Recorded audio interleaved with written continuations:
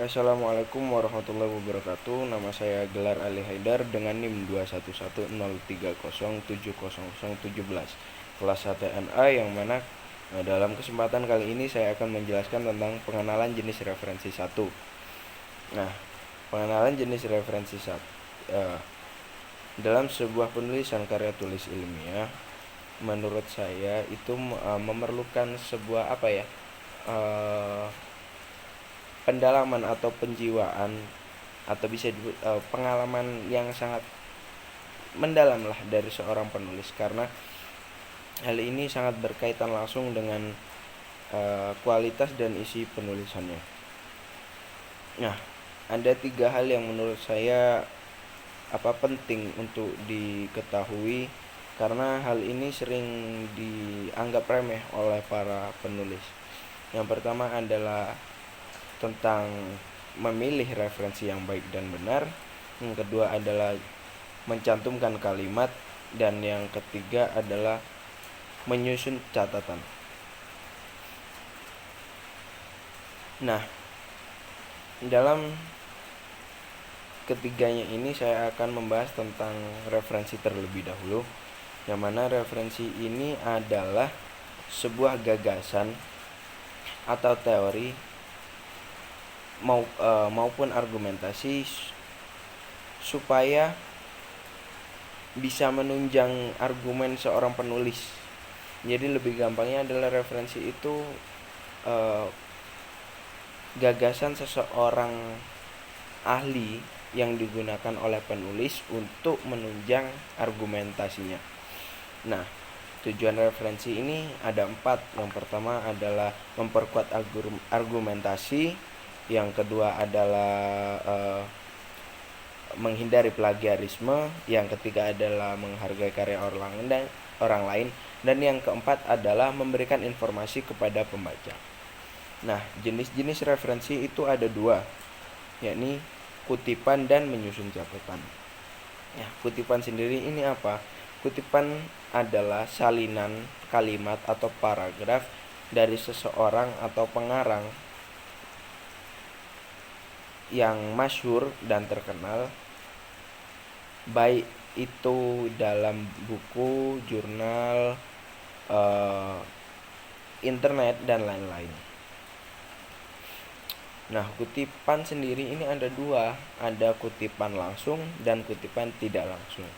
Kutipan langsung sendiri adalah sebuah penulisan gagasan dengan bahasanya sendiri yang dikutip dari ide atau gagasan seorang sumber. Nah, kutipan langsung sendiri ini ada 2 jenisnya. Yang pertama adalah kutipan langsung pendek, yakni kutipan yang terdiri dari 5 baris atau kurang. Nah, sedangkan kutipan langsung panjang adalah kutipan yang terdiri dari lebih dari 5 baris. Nah, yang selanjutnya adalah kutipan tidak langsung, yakni kutipan yang diambil dari salah satu sumber dengan menggunakan gaya bahasa dan pola penyajian ala penulis. Jadi penulis mengungkapkan referensinya itu referensi seorang dengan menggunakan gaya bahasanya sendiri yang pada intinya maknanya sama dengan sumber yang didapat. Nah, kutipan tidak langsung sendiri ada 2, yakni kutipan tidak langsung pendek dan kutipan tidak langsung panjang. Selanjutnya ada menyusun catatan. Nah, dalam menyusun catatan ini ada 3 caranya. Yang pertama adalah footnote atau catatan kaki. Yang kedua adalah body note atau catatan tubuh. Yang ketiga adalah endnote atau catatan akhir. Nah, catatan kaki ini biasanya diletakkan di akhir kalimat atau di bawah setiap halaman.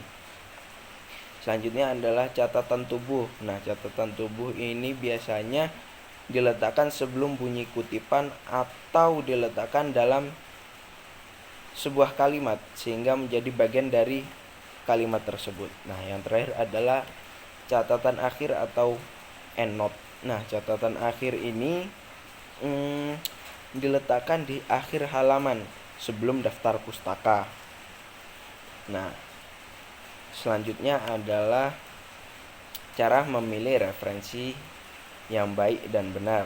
Nah, kali ini saya akan memberikan 10 rekomendasi cara memilih referensi yang benar yang saya dapat dari sumber-sumber yang telah saya baca. Yang pertama adalah penilaian umum. Nah, atau per-review dan reputasi jurnal. Maksudnya apa? Penilaian gimana sih referensi ini, apakah mendapatkan nilai yang baik atau review dari para pembaca ini baik atau enggak. Yang kedua adalah kesesuaian atau relevansi. Jadi dalam memilih referensi itu kita harus memilih referensi yang tepat dengan tema yang akan kita buat. Yang ketiga adalah memperhatikan impact factor atau faktor dampak. Jadi sebuah referensi ini telah digunakan beberapa kali sih dalam akhir-akhir ini. Kalau seumpama sudah digunakan oleh banyak orang, wah berarti referensi ini sangat terpercaya, seperti itu. Yang keempat adalah memperhatikan kriteria penilaian manuskrip. Nah, yang kelima adalah ruang lingkup. Yang keenam adalah jangka waktu penilaian sejawat. Jadi kita kalau memilih referensi harus memilih referensi yang penilaian menurut halayak umum ini jangka waktunya masih rendah gitu, masih baru-baru aja, nggak yang lampau-lampau seperti itu. Terus yang ketujuh, kita juga harus memperhatikan tentang biaya publikasi. Yang kedelapan adalah bahasa. Nah, dalam memilih referensi kita harus lihat apakah bahasanya ini bahasa yang sopan santun lugas gitu, atau yang kurang baik untuk dicantumkan di tulisan. Nah, yang kesembilan adalah pengindeksan. Maksudnya adalah apa? Kegiatan pendeskripsian isi sebuah kalimat dengan memilih istilah yang tepat sehingga mewakili isi kalimat tersebut. Yang ke-10 adalah tampilan jurnal. Nah, dalam tampilan jurnal ini menarik nggak sih tampilan jurnal yang diberikan kepada pembaca, seperti itu. Baik, mohon maaf apabila ada kurang-kurangnya dan salah-salahnya. Mohon maaf yang sebesar-besarnya. Sekian dari saya. Wassalamualaikum warahmatullahi wabarakatuh.